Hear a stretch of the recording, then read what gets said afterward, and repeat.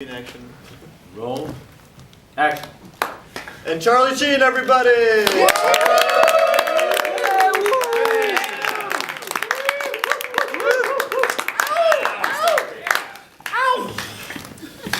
Hey there, Charlie. Thanks for being here today. So, Mr. Sheen, tell the audience what you want to accomplish with this interview. Well, personally, I think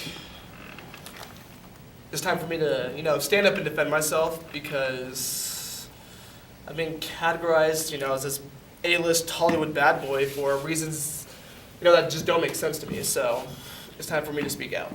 Are you referring to the firing of Mr. Chuck Lorre from 2.5 Men?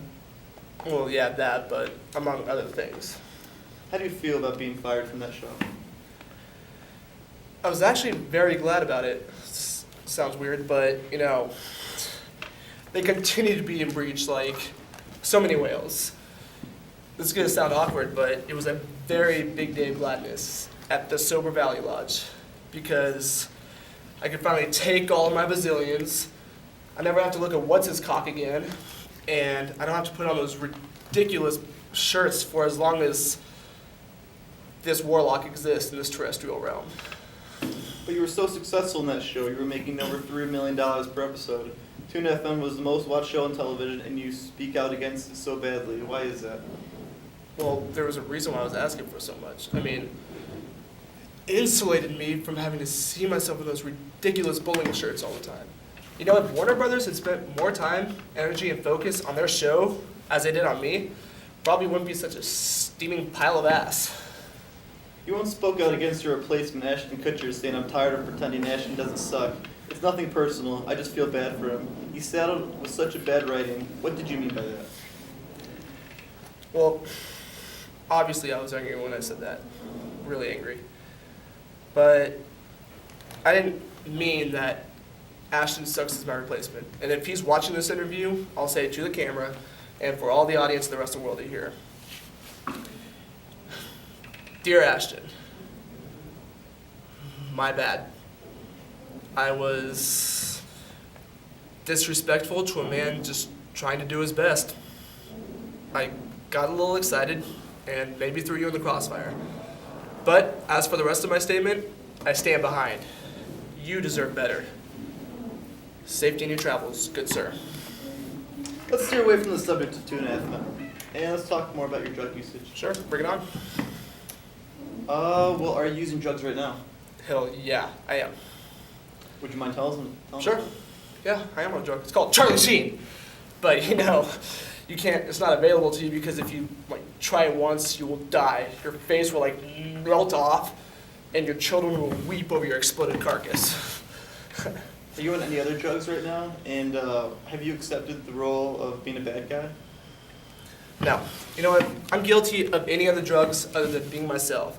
And to answer your second question, I don't know. I guess I woke up one morning and I thought to myself, I've been beaten, rejected, humiliated. I've been like this aw shucks guy with this bitchin' rock star life, and I finally decided I'm gonna embrace it. I'm gonna wrap both of my arms around it, and I'm going to love it violently.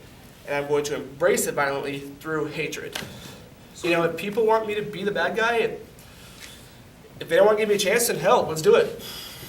So you're not concerned about anyone's opinion about you? Dude, I got tiger blood, man. My mind fires in a way that is, I don't know, not from this particular terrestrial realm. Now, we all know you've been guilty of taking drugs in the past. You've even admitted yourself that I was banging 7-gram rocks and finishing them because that's how I roll. I have one speed, I have one gear, and let's go. Aren't you worried about that toll, how that toll will take on your body? Dying's for fools, first of all. And secondly, there are certain blends that I'm not going to mix because I'm smarter than that. And to all the people who have fallen from that, I'm sorry, but common sense. You should have read the directions before you showed up at the party. You know what I'm saying? You checked yourself into rehab at the expense of Warner Brothers, and you claimed you were clean. What process did you take to clean yourself so fast? Well, I finally got to a point where I was bored of drugs, but I have one motto in life, and I'm not gonna like go to the end, period. You know, I blinked and I cured my brain. But everyone has the power. Can't is the cancer of happen. And, you know, what does the Nike slogan say? Just try it? No, just try it, man. No, just do it, man. Just do it. You recently made comments about Lori firing you, calling him a turd and a clown. You even made fun of his real name, which caused a lot of conversation to you being an anti-Semitism. What do you think about that? I'm a little upset, actually really angry over how things were interpreted. So I'm just gonna clear that up on the air right now. But people were suddenly labeling me like an anti-Semite. And I was thinking to myself, wow, people really don't know me. There's nothing about that in my history, anywhere. If you were sitting in front of Mr. Lawyer right now, what would you say to him? I don't know. I'm sorry. I did not know you were so sensitive. But I figured after, 8 years of you wailing on me on 2.5 Men, I could maybe take a few jabs back. How was your relationship with your father, Martin, following his comments about your drug usage and you getting help? It's solid. You know, we don't see the world eye to eye, but there's one of him and there's one of me, and that's it. And as for his comments, I don't listen. That's judgment, dude. I don't care if it's my father or my second uncle twice removed. You know, it's none of their business.